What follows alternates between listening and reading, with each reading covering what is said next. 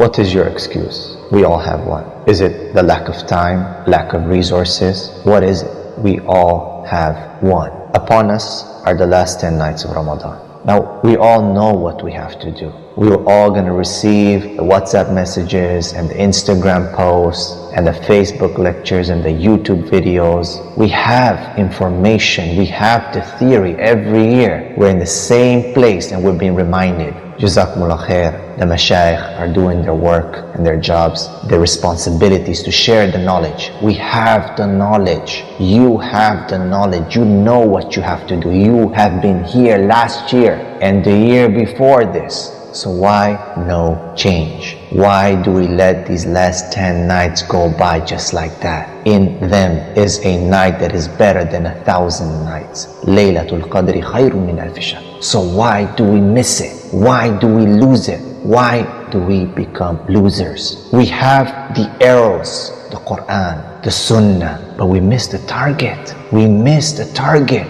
We need practice. That is it. I tell you what the problem is. The problem is we don't have discipline. Islam equals discipline. The prayer, the fasting. We know it's a system, a way of life, a disciplined way of life. But the problem is that most of us lack that discipline. We don't have it. And hence every year, just remember last year, you were at the same moment, at the same junction. Should I not? Should I stay up a bit more? Should I not? Should I read a little bit more? Should I not? And then that little voice in your mind tells you what? I'm tired. Next year, tomorrow, maybe in an hour. I don't know. What does it tell you? Why are you in the same position every single year? And then the ummah doesn't change. And Allah says that He does not change the condition of our people unless they change themselves. Are you not tired? Are you not tired? Had you not had enough of everyone pushing us down, of people stomping on us? Are you not ready to make a change? To move from theory to practice? Not this year. But we have a fundamental problem. We approach Ramadan and the last 10 nights as the ending of something. And this is where we fail. This is where we fail. We're waiting for it to finish. And on Eid, we collapse. We crash, we make it up for what we lost, the food, the sleep, because we look at the last 10 nights and Ramadan is itself just, it begins and it will end, and alhamdulillah, and next year we go again. And same position, same place, because we have no discipline. We have no desire and hunger for action, for changing our condition. One of the scholars said that the racehorse pushes hard on the last 100 meters. But you see guys, the racehorse doesn't collapse once it crosses the finish line. It takes its victory lap and it's ready for more races. We collapse. We collapse.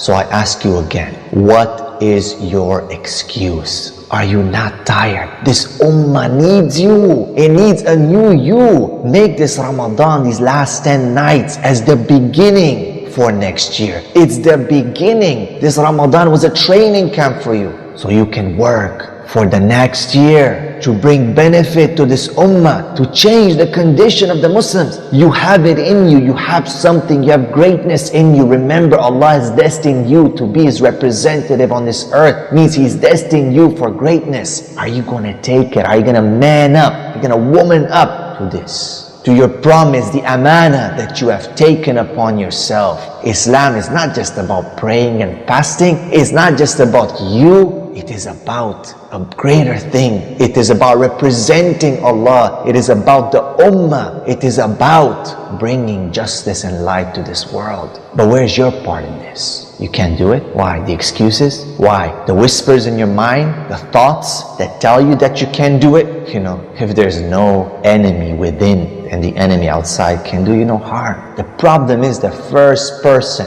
that stands in your way to greatness in this dunya and therefore in the hereafter inshallah. The first person is none other than yourself, your own nafs, telling you that you can't do it. And other people telling you can't do it, you're a dreamer. No, tune it off. Turn it off. No, you don't listen to that. You need to shape your own opinion of yourself. You don't listen to what other people say about you negatively. You care only about what your Lord thinks about you. Brothers and sisters, we need to be motivated. We need to push. We need to push. The question is, when? When are you going to do it? When are you going to stand up and claim it? Because it's yours. Gotta take it. There are two types of people in this world. The analogy of the lion and the gazelle. Every morning in the savannah, in the safari, a lion wakes up and a gazelle wakes up. Every morning, the lion chases something. It goes after what it wants. And the gazelle runs away from something. The lion chases it. It wants it. The gazelle runs away. It wants safety, wants security, wants to relax, wants to eat, to move around. Both of them are running. Both of them want to have a life. Both of them. The difference is one is running towards something, one is running away from something. One is chasing, one is being chased. The ones that chasing the lion, it knows what it wants. It's determined. Doesn't need anyone to push them. They know what they want. That's one type of people. The other one, the gazelle, needs to be chased, needs to be pushed. And when the chase and the push stops, what happens when the lion doesn't chase it anymore?